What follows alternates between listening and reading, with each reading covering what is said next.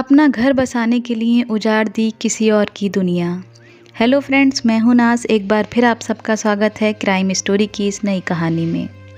आज मैं आपको एक ऐसी कहानी सुनाऊंगी जिसे सुलझाने में पुलिस को 9 साल लग गए। और शायद ये कहानी कभी सुलझती भी नहीं, लेकिन सच कभी न कभी सामने आकर ही रहता है। पुलिस भी सारी कोशिशें करके थक चुकी थी। पुलिस को जिस पर शक था उसके खिलाफ कोई सबूत नहीं था। दोषी को पकड़ना लगभग नामुमकिन हो गया था। इस कहानी की शुरुआत होती है 2010 में। दिल्ली के पास ही एक जगह है अलवर। उसमें एक छोटा सा गांव है तपोकला। तपोकला नाम के इस गांव में एक लड़का रहता था। उसका नाम था कमल सिंगला। कमल सिंगला का कंस्ट्रक्शन का छोटा मोटा काम था। उसी गांव में कमल के पड़ोस में एक लड़की रहती थी जिसका नाम था शकुंतला। कमल की उम्र 22 साल थी और शकुंतला 21 साल की थी। दोनों एक ही जगह रहते थे। अक्सर मिलना होता था। दोनों में दोस्ती हुई और फिर प्यार हो गया। लेकिन ये एक छोटा सा गांव था और गांव में बातें ज़्यादा दिन तक छुपती नहीं हैं। लेकिन इन दोनों ने अपने प्यार को छुपाने की पूरी कोशिश की। ये चुपके चुपके एक दूसरे से मिलते रहे, लेकिन कुछ दिनों के बाद गांव वालों की नज़र इन पर पड़ ही गई। लोगों ने इन्हें एक दूसरे से अकेले में मिलते हुए, बातें करते हुए देख लिया। तो अब गांव वालों में चर्चा शुरू हो गई। गांव वालों ने इनके मिलने जुलने पर आपत्ति जताई और आपत्ति की असल वजह ये थी कि ये दोनों अलग अलग जाति के थे। अब इन दोनों के परिवार वालों को भी इस बात का पता चल गया कि कमल और शकुंतला एक दूसरे से प्यार करते हैं। अब घर वाले भी इस बात को सुनकर परेशान थे, क्योंकि दोनों की कास्ट अलग थी। परिवार वाले शादी की इजाज़त नहीं दे सकते थे, बिरादरी के ख़िलाफ़ भी नहीं जा सकते थे। अब करें तो क्या करें? दोनों के परिवार वालों ने कमल और शकुंतला को समझाया, लेकिन वो दोनों नहीं माने। शकुंतला के घर वालों को लगा कि बात आगे बढ़े, इससे पहले शकुंतला की कहीं और शादी कर दी जाए। अब उन्होंने शकुंतला के लिए लड़का ढूंढना शुरू कर दिया। इस बात से कमल और शकुंतला परेशान हो गए। इसी दौरान घर वालों ने शकुंतला के लिए एक लड़का तय कर लिया। ये लड़का दिल्ली का रहने वाला था। लड़के का नाम था रवि कुमार। सीधे साधे लोग, अच्छी फैमिली थी। दोनों के घर वाले आपस में मिलते हैं।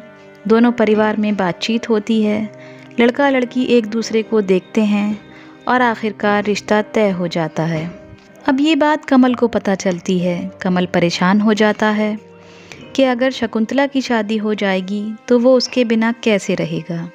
अब उसके दिमाग में एक ही बात थी कि वो ऐसा क्या करे कि शकुंतला उसकी हो जाए। अब वो फिल्में देखना शुरू कर देता है जिससे उसे कोई आइडिया मिल जाए। उसने बहुत सारी फिल्में देखी, लेकिन 2 फिल्में ऐसी थीं जिसे देखकर उसका दिमाग कुछ अलग ही सोचने लगा। वो फिल्में थीं हमराज और हेलन ऑफ ट्रॉय। उसने ये फिल्में देखकर शकुंतला को पाने का एक प्लान बनाया। प्लान बहुत ही ख़तरनाक था और उसमें 2 चीज़ें बहुत ज़रूरी थीं। एक तो शकुंतला की रजामंदी और दूसरा एक और शख्स जो उसका साथ दे सके। अब उसने अपने इस प्लान के लिए किसी को ढूंढना शुरू किया। तो उसे मिला गणेश कुमार, जो कि उसका ड्राइवर भी था। कमल ने मौका देखकर एक दिन उससे बात की और कहा कि मेरा एक काम है जिसमें तुम्हें मेरी मदद करनी पड़ेगी और इसके लिए मैं तुम्हें 70,000 रुपये दूंगा। गणेश एक मामूली ड्राइवर था। उसके लिए 70,000 रुपये बहुत थे। उसने हाँ कर दी। इसके बाद कमल ने शकुंतला से बात की और उससे कहा कि तुम रवि से शादी करने से इनकार मत करना, बल्कि तुम उससे शादी कर लेना। शकुंतला ये बात सुनकर नाराज़ हो गई। वो बोली, तुम मुझसे प्यार करते हो और मुझे किसी और से शादी करने के लिए कह रहे हो। फिर कमल ने उसे पूरी प्लानिंग बताई। वो बोला, अगर तुम रवि से शादी कर लोगी तो उसके बाद ही हम मिल पाएंगे और हमारी शादी होगी।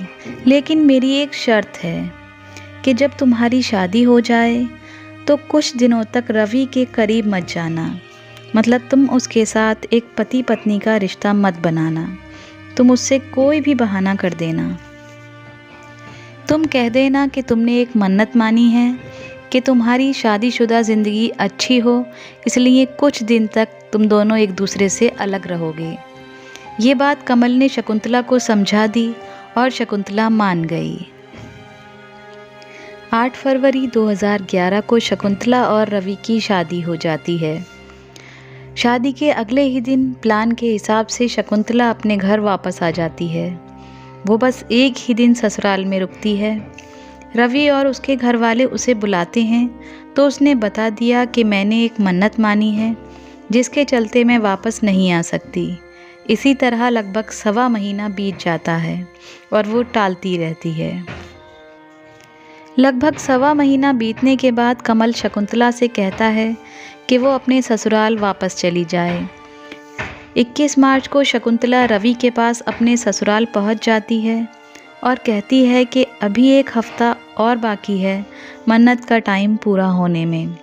रवि पढ़ा लिखा समझदार इंसान था। वो कहता है कोई बात नहीं, 1 हफ्ता और सही।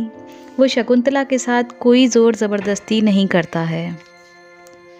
21 मार्च को शकुंतला रवि से कहती है कि चलो कहीं घूमने चलते हैं। रवि खुश हो जाता है। दोनों घर से निकल जाते हैं, लेकिन रास्ते में शकुंतला रवि से कहती है कि यहाँ पास ही मेरे एक रिश्तेदार रहते हैं, हम पहले उनके घर चलेंगे, मैं उनसे मिल लूँगी। रवि उसकी बात मान लेता है। इसमें कोई बुराई की बात भी नहीं थी। वो दोनों चल पड़ते हैं। प्लान के हिसाब से कमल अपने ड्राइवर गणेश के साथ पहले से ही वहाँ पहुँचा हुआ था। शकुंतला को ये पहले ही पता था कि कहाँ तक जाना है। वो थोड़ी दूर जाती है। एक गाड़ी में कमल गणेश के साथ इंतज़ार कर रहा था। जैसे ही शकुंतला वहाँ पहुँचती है, वो दोनों ऐसे दिखाते हैं जैसे उन्हें कुछ पता ही नहीं है। फिर शकुंतला बताती है कि ये हमारे गांव से हैं, ये हमारे पड़ोस में ही रहते हैं। कमल से रवि को मिलवाती है तो रवि भी खुश हो जाता है कि ये उसकी बीवी के मायके के हैं।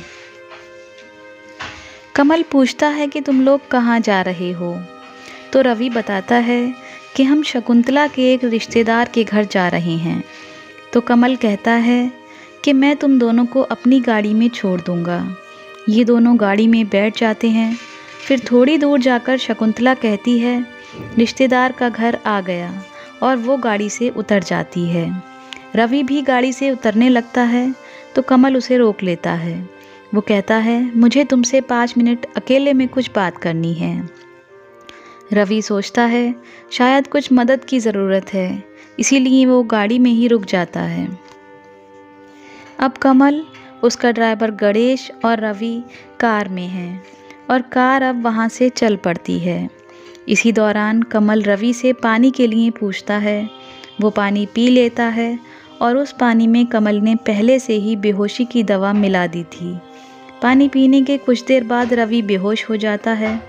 इसके बाद दोनों मिलकर उसका गला घोट देते हैं और उसकी मौत हो जाती है। तब तक शाम हो गई थी, चारों तरफ अंधेरा हो चुका था। ये लोग पास में ही एक सुनसान जगह पर गड्ढा खोदते हैं और उस गड्ढे में रवि की लाश को दबा देते हैं और अपने घर चले जाते हैं। उधर रात हो गई और शकुंतला भी अपने ससुराल वापस आ गई।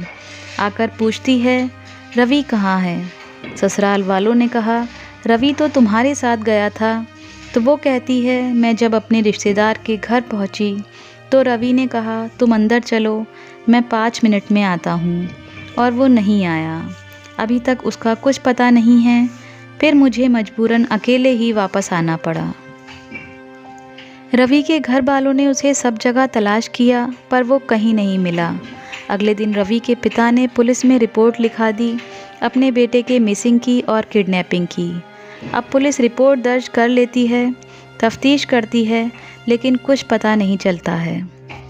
इस बात को कई महीने गुजर जाते हैं। रवि के पिता हिम्मत नहीं हारते और आखिर में वो जाकर कोर्ट का दरवाज़ा खटखटाते हैं और एक याचिका दायर करते हैं कि पुलिस उनके बेटे को ढूंढ नहीं रही है, उनकी कोई मदद की जाए। तो अदालत हुक्म देती है कि इस केस को दिल्ली पुलिस की क्राइम ब्रांच को सौंप दिया जाए और आखिरकार ये मामला अक्टूबर में क्राइम ब्रांच को सौंप दिया जाता है। अब क्राइम ब्रांच इस मामले की जांच करती है। उनके भी हाथ कुछ नहीं लगता है वो शकुंतला के मायके में, ससुराल में, सभी जगह पूछताछ करते हैं, लेकिन रवि का कोई सुराग नहीं मिलता है। धीरे धीरे करके इस बात को 8 साल गुजर जाते हैं। 2011 का ये मामला 2019 में आ गया था। इन 8 सालों में कई बार पुलिस को शकुंतला पर शक हुआ। उससे पूछताछ भी की गई, लेकिन कोई सबूत पुलिस के हाथ नहीं लगा। 8 साल इस मामले की तफ्तीश करते करते क्राइम ब्रांच भी थक गई थी। उन्होंने इस बीच में कुछ पुलिस वालों को सादी वर्दी में शकुंतला और उसके घर वालों के इर्द गिर्द लगा दिया था कि वो इनकी हरकतों पर नज़र रखे।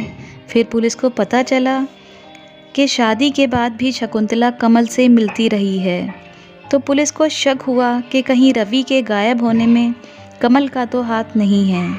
अब पुलिस ने गणेश के बारे में भी पता कर लिया था। पुलिस को ये भी पता चला कि जिस दिन रवि गायब हुआ था, उस दिन ये दोनों भी दिल्ली में थे। ये बातें पहले भी पुलिस को पता थीं, लेकिन पुलिस के पास कोई ठोस सबूत नहीं था। इसीलिए पुख्ता सबूत इकट्ठा करने के बाद पुलिस ने अदालत में एक याचिका दायर की कि हम कमल और गणेश का ब्रेन मैपिंग टेस्ट करना चाहते हैं, ये जानने के लिए कि इनके दिमाग में क्या चल रहा है। इससे पहले भी इन दोनों से पूछताछ की गई थी। तब इन दोनों ने एक ही बात कही कि हमें कुछ पता नहीं है, हम कुछ नहीं जानते, और पुलिस के पास कोई सबूत नहीं था कि वो इन दोनों को अदालत में पेश कर सके। आखिरकार ब्रेन मैपिंग के लिए पुलिस ने मंजूरी दे दी। इसके बाद अहमदाबाद के फॉरेंसिक लैब में कमल और गणेश की ब्रेन मैपिंग की गई। वहाँ उनसे कई सवाल पूछे जाते हैं और उस ब्रेन मैपिंग में उनका दिमाग वो सारी बातें उगल देता है जो दिल और ज़ुबान 8 साल तक नहीं उगल पाए थे। ब्रेन मैपिंग में उनसे पूछा गया कि रवि कहाँ है, तो उन्होंने बताया कि वो तो मर चुका है। फिर पूछा गया उसकी लाश कहाँ है, तो बताया कि उसे हमने वहीं पास में दफना दिया। फिर दिल्ली पुलिस की क्राइम ब्रांच कमल और गणेश को लेकर उसकी बताई हुई जगह पर पहुंचती है। खुदाई के लिए क्रेन मंगाई जाती है, मजिस्ट्रेट को बुलाया जाता है। इसके बाद खुदाई होती है। कुल 5-6 फीट खुदाई के बाद ज़मीन के अंदर से पुलिस को वहाँ रवि की लाश तो नहीं, कुल 25 हड्डियाँ मिलती हैं।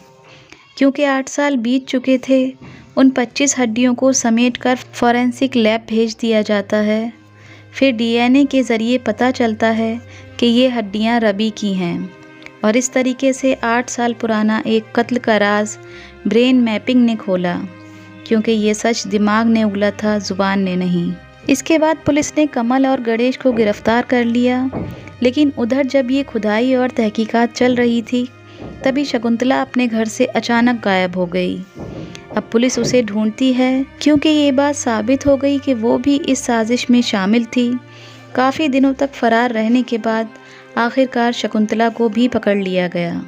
इसके बाद इन तीनों पर रवि के कत्ल का मुकदमा दर्ज कर लिया जाता है और इस तरह साइंस की मदद से 8 साल पुरानी कत्ल की इस गुत्थी को सुलझा लिया जाता है और मुजरिमों को सज़ा मिलती है। ऐसी सच्ची कहानियाँ सुनने के लिए मेरे चैनल को सब्सक्राइब करें और वीडियो को लाइक करें। फिर मिलेंगे क्राइम स्टोरी की एक नई कहानी में। तब तक के लिए अल्लाह हाफिज़।